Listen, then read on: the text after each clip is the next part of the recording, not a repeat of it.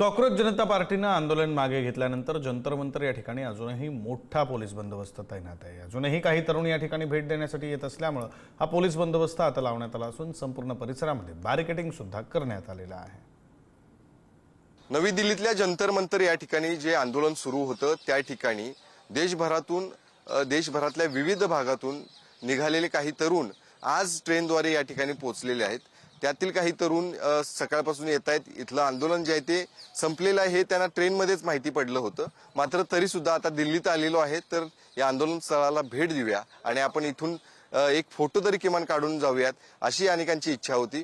मात्र या सगळ्यांवरती पुन्हा एकदा लक्ष ठेवण्यासाठी पोलीस बंदोबस्त अजूनही त्या ठिकाणी तैनात आहे। आपण जर बघितलं तर हा संपूर्ण परिसर बॅरिकेटिंग करून पूर्णपणे कोणीही आतमध्ये जाणार नाही याची खात्री जी आहे ती या पोलिसांकडून केली जाते।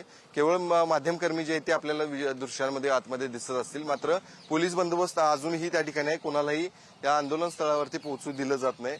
दुसरीकडे जर बघितलं तर मोठा फौजपाटा देखील या संपूर्ण परिसरात जो आहे तो पाहायला मिळतोय।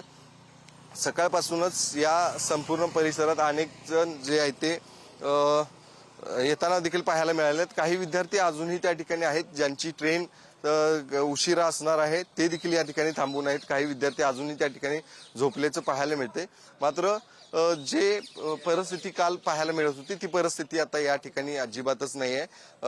कुठलेही तरुण या ठिकाणी येणार नाही याची खबरदारी आता घेण्यात आलेली आहे, कारण आंदोलन संपल्याची घोषणा जी आहे ती करण्यात आलेली आहे।